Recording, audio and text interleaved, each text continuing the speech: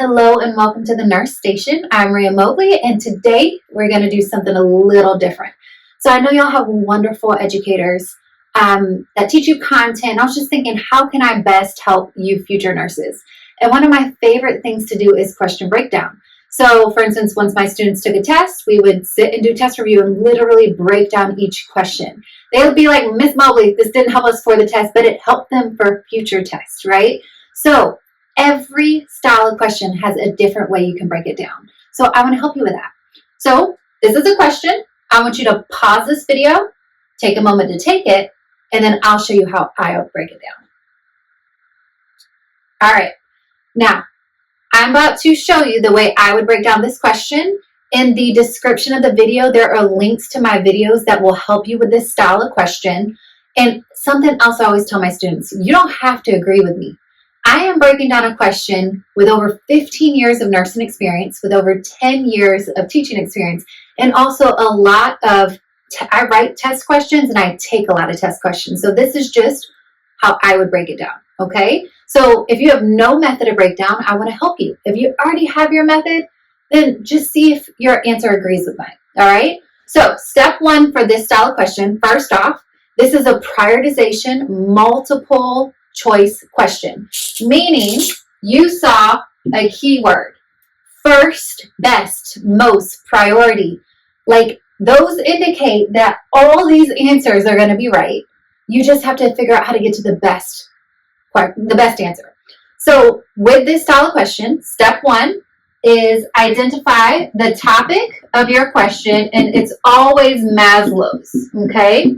So I have the link to my Maslow's video in this description. If you don't understand Maslow's, that's step one. Maslow's identifies your topic for every question. Now, when we identify our topic, we need to understand, is it a right now problem? And that's just my abbreviation for right now, or a risk of. That's just my abbreviation for risk of. Because your answer choices are your nursing process. So the next step to find your answer, right, in this style of question, it is focusing on, do I need to gather more data, so the assessment step of my nursing process, or do I need to act, okay, so the intervention step. So if you have a right now problem, you do not waste time. You do not gather any more data. You pick an intervention and action that you would take as a nurse. If you have a risk of problem, meaning you kind of think you know what it is, but you can't prove it yet, then you have to gather more data. You pick an assessment answer choice. So therefore, your answers will either be A for assessment or I for intervention. And again, right now, you need to pick an intervention that matches your topic according to Maslow's. If it's a risk of problem, pick an assessment because you need to gather more data to figure out the right now problem that matches your topic according to Maslow's. And again, I have much more detailed videos to the Maslow's and the nursing process if you need help in the description, but this is how I would break it down. Something else I always tell my students, do not get stuck on verbiage. So if it says, what action does a nurse take, and you have no assessment data, you have to assess. This is just verbiage, it's just terminology. So please don't think if it says what action, you have to do an intervention. No. If you have no assessment data, your first step of your nursing process is to assess. So something else I always remind my students, don't get stuck on verbiage, all right? So this is what I would highlight as my priority information. Emergency Medical Services, EMS, reports to an emergency department nurse that they are en route with a client who reports. Always focus on the symptoms or the problem. So a client who reports. Now, I'm going to let you know, this is all subjective data. You have not assessed anything yet, okay? So take into account what they are reporting. Cough, sweating, new onset rash. That's important, but you didn't assess it. So I'd be thinking right now I have a risk of problem, okay? But look at this.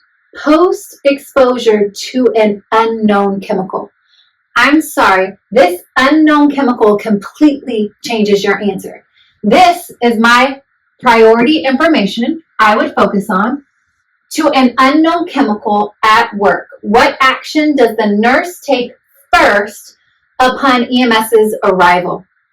This alone, an unknown chemical, my topic according to Maslow's, I would say is safety. This patient has been exposed to something. You have no idea what it is, and now they're coming into your emergency department. Not only is it the safety of the patient, it's the safety of everybody in the emergency department. And my next question to you is it right now or risk of? If it's a right now problem, you need to pick an action. And I'm going to say an unknown chemical exposure is a right now problem. So I'm going to say my topic, according to Maslow's, is safety, and it's right now. So therefore, I'm going to look at my answer choices. I'm going to label them assessment versus intervention. And I'm going to go with a safety intervention. I have a right now safety problem. Okay? So if you picked assess and maintain patency of airway when you pause the video, I hear you. I understand why you did it.